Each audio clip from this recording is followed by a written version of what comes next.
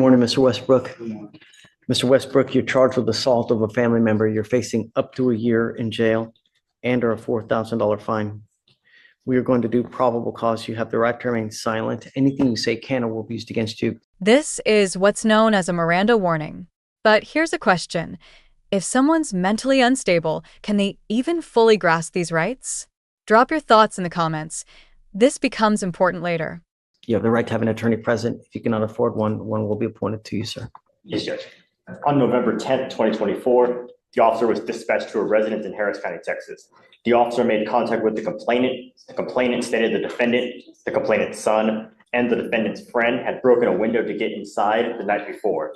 The complainant stated that she woke the defendant up and told him his friend had to leave.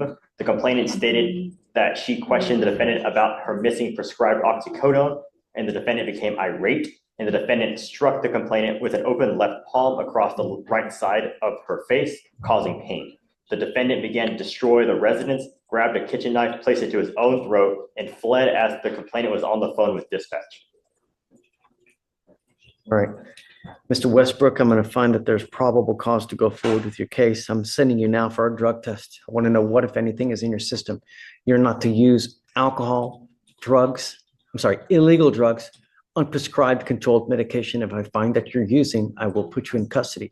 If you have a problem with drugs or alcohol, Mr. Westbrook, you better tackle it, because if you don't, I'm going to do it for you. And I promise you're not going to like the way that I do it. Do you understand? Yes, Your Honor.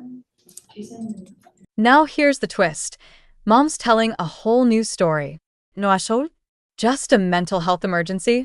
But wait, is this a genuine change of heart? Or is guilt rewriting the narrative? Think she's protecting him, or the system failed them both?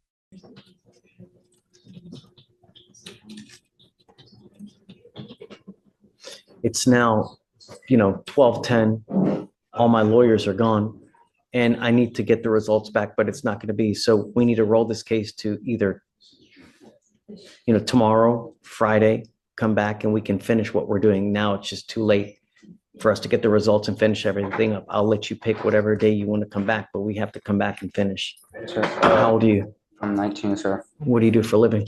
Right now, I'm just working at a fast food place, trying to get back into college. Who do you live with? My mother, well, that's who I was staying with. I don't want to talk about the case. I only want to know what you're doing in life and see. I'm trying to get back. I'm trying to go to college. I'm at trade school to become a welder. That would be fantastic. I tell you what, there's no better way to make a killing than getting a trade like that. It's a great idea, Sure. right? Unless you want to go the school route. Either way, but you got to do something, because now is the time that you build your life, not at 46, at 48 to try to say, well, you know what, I'm going to go to college now. Most people have their careers by then. Sure. All right. So, we're going to send you for a test now. We'll have you come back, and then, we don't.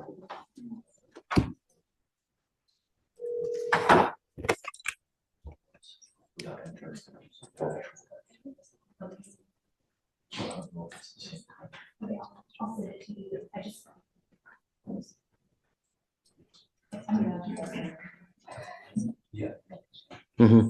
Mm-hmm. Yeah. Yeah. Do you know the complaining witness? Have you guys reached out to this person? No, Your Honor. What is the relation? Relationship, the defendant's her son. That's the mother, Your Honor. The complainant. So the complaining witness in this case is mom. Mom. Yes, Your Honor. I want you to understand something, Mr. Westbrook, that I'm issuing a protective order, and your mom is now labeled as a protected individual. You cannot commit family violence or an assault against this person, commit an act in furtherance of an offense under section 42.072 of the Texas Penal Code, which is the stalking statute. You cannot threaten, harass, use another person to communicate a threat or harassing behavior. What you need to understand is what is threatening or harassing doesn't matter what you think. It's how she perceives. So if I go like this, is that threatening or harassing? It most certainly is. And it can land you back into jail if you threaten or harass your mother. Do you understand? Is she here now? That's a protective order. Folks, legally binding and serious. What counts as harassment isn't about what you think, but how the victim perceives it. Even a hand gesture could land him back in jail. Powerful stuff. I want to send it right now. So what we'll do is, guys, this is Westbrook.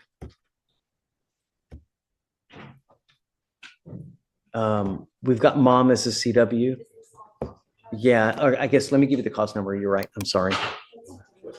It's 253-8133.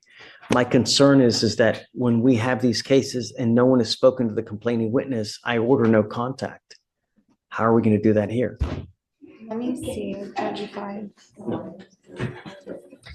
I can step out and try to contact her. Yeah, do you mind? Let's see if we No, I don't can, mind. please. All right, so let me impart to you one more thing, Mr. Westbrook. You got out of jail because we gave you a free bond. When we revoke bonds, we normally set them in around 5, maybe 10,000, maybe 15, depending on what happened. If you don't have anyone to pony up that kind of money, you will be stuck in custody until these cases are over with. So when you're out there in the free world, think before you act, think before you speak, because it may be very well. Do you understand me? Your Honor. Okay. What did you want to say? I don't want to talk about the case. I'm not. I was requesting, is it okay if I check myself into the mental hospital? It's not involved the case, but that's where I was supposed to go. My mother had called my shrink, and she told my mother to call the police to take me to the Cypress Creek Hospital. And they told me they were taking me there. How did you get here today? Your mom didn't take you? No, How'd you get here? my friend took me. And because I was gonna sign myself into the mental hospital, I Someone now, please. called up here and they told me, well, that you shouldn't do. Let's do this. Let's do this because I don't want you to say too much, because you never know what you're going to say that's going to end up hurting you. I do, above all else, want to get a test today because I want to know what, if anything, is in your system. Yes, Your Honor. I want to do that. If you fail to go test, if you fail to, I'm going to revoke your bond. I want you to know that. I just want to know what's in your system. And no more dope. It could be very well affecting your life in more ways than you know. When you take, do you take medication prescribed by a doctor? And that's what we're working on. Okay. You got to find something if that's what they prescribe. You got to also have to understand that it may take a while to find something for you to get used to that. When you start taking these psychotropic medications, you may take one and there's a side effect that doesn't agree with you. So you move on to the next one. It may take a couple days, but you got to just wait, find the one that agrees with you, but give it time and be patient because it affects everyone in different ways. So if you find that you're agitated, that you find yourself angry, just time out, relax. It's never the end of the world. Anything can always be resolved with time, love, care. So just take that. Your Honor. I'm going to appoint your lawyer. I'm going to see if we can get you one here real quick. Okay.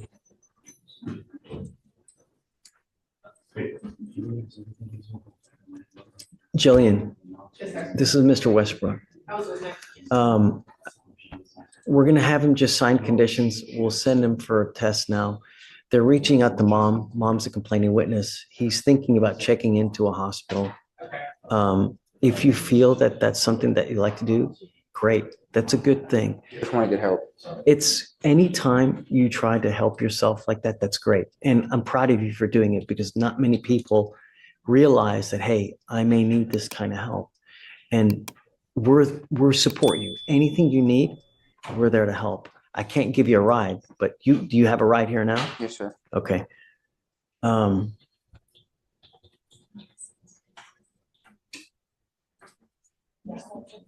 I guess bear with me a second. Just take a seat for me. I just want to wait to see if she was able to get in contact with your mom. Once we do, I'll bring you back up. We can talk. Okay. Thank you, Mr. Westbrook. And good job for coming, huh? Would you like him to return to address the results? We're not going to return. We'll send him off another day or two. Yeah. Jillian, you ready? Okay, tell me. So I just spoke to the complaining. You got a hold of her. Yes, I got a hold Yay. of her. She's his mother. She was extremely distraught on the phone. She said that the defendant is mentally disabled. He has a lot of conditions, and he has these episodes. I didn't get quite a great understanding of what episodes is, but she had called his therapist or his psychiatrist, and the shrink instructed the complaining witness to get him transported to Cypress Creek Hospital Okay. because he was making threats of harm to himself. And so this complainant called the police in order to try to get their help in transporting him to the hospital because she couldn't get a handle of it. So she says it was never an assault in progress call and not one that she intended to make. She said when the police asked if the defendant was hurting her, she said no. So she is very distraught as to why this was filed. Now here's the twist. Mom's telling a whole new story. Noashol? Just a mental health emergency? But wait, is this a genuine change of heart? Or is guilt rewriting the narrative? Thinks she's protecting him, or the system failed them both? Did an assault occur? She says that when he's having episodes, he flares his arms around and sometimes it could strike her, but it's not like intentional, is what she said. And she said she's not afraid of her son. She is upset that this happened when they were supposed to help him. She was just very distraught, Judge.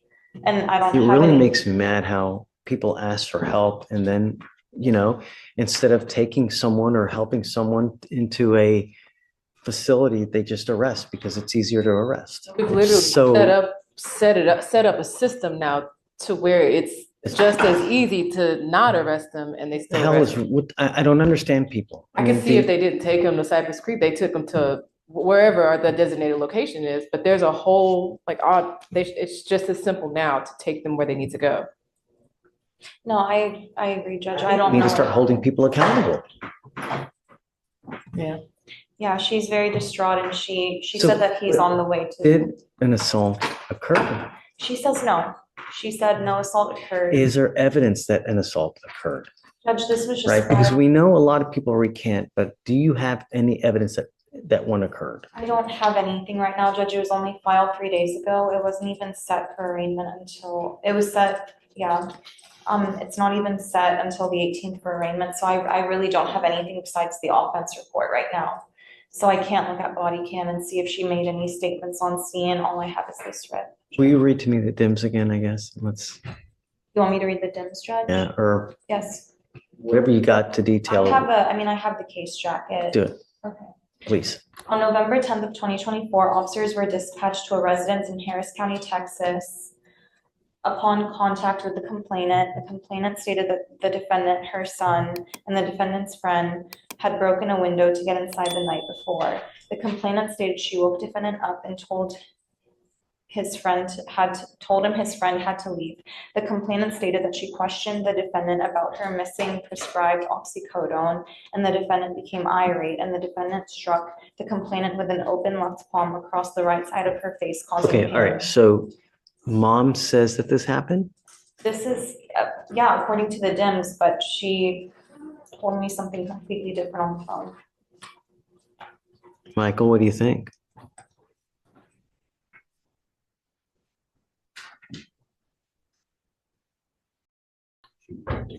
She's recanted, yes. Is this a bond? Are you approaching on bond condition? No, Okay, PC? just on PC. PC. Ultimately, what's happening is she called the police in an effort to get mental health help. But what ended up happening is they just took him to jail.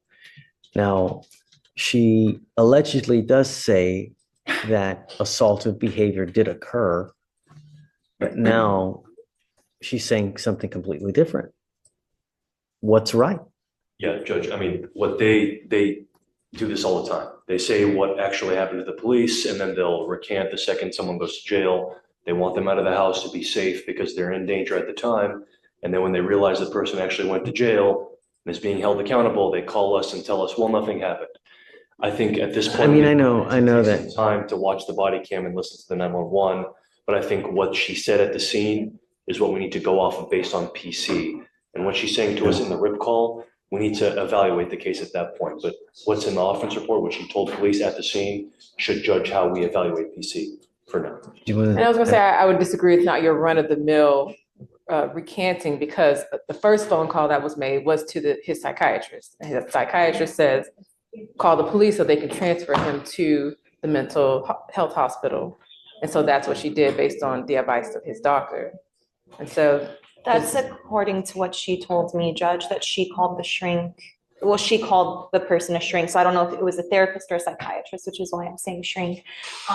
She told me that she called them first, but again, that's going off of her word, and if she's recanting now, I don't know how much. I think that for now, I'm gonna find it, okay? But I guess,